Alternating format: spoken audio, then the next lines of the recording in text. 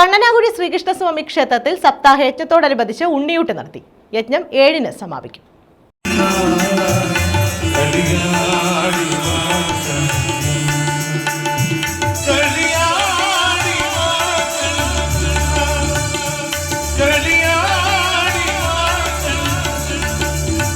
കണ്ണനാകുഴി ശ്രീകൃഷ്ണസ്വാമി ക്ഷേത്രത്തിലാണ് സപ്താഹയജ്ഞം പുരോഗമിക്കുന്നത്.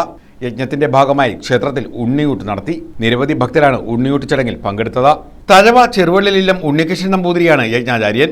വിഷ്ണു നമ്പൂതിരി യജ്ഞഹോതാവും. ചെങ്ങന്നൂർ അജീഷ്, പത്തിയൂർ കൃഷ്ണകുമാർ, രഞ്ജിത്ത് മാരാരിത്തോട്ടം എന്നിവർ യജ്ഞ പൗരാണികരുമാണ്. ഇതോടൊപ്പം ക്ഷേത്രത്തിൽ ദശാവതാര ചാർത്തും നടക്കുന്നു.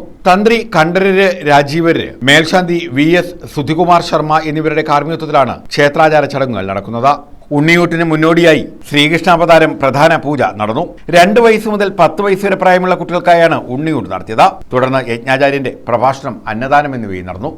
നമുക്ക് വളർത്താനുള്ള ചുമതല മാത്രമേ ഉള്ളൂ.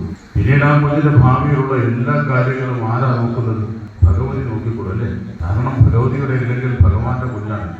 അതേ സങ്കല്പം തന്നെയാണ് നമ്മുടെ ദേശദേവനായിരിക്കുന്ന ഭഗവാന്റെ മുന്നിൽ കൊണ്ടുവന്ന് ആ കുഞ്ഞുങ്ങളെ ഇങ്ങനെയുള്ള ചടങ്ങിൽ പങ്കെടുപ്പിച്ച് ആ ഭഗവാന്റെ തിരുമുന്നിൽ ആചരിക്കുന്ന യജ്ഞശാലയിൽ ആ ഭഗവാന്റെ തിരുമുന്നിൽ ആ കുഞ്ഞുങ്ങളെ ഒന്ന് നമസ്കരിപ്പിക്കുക എന്ന് പറഞ്ഞാൽ അത് ശ്രേഷ്ഠമായിട്ടുള്ളൊരു കാര്യമാണ്. 7-ന് യജ്ഞം സമാപിക്കും. News bureau, Thazhava.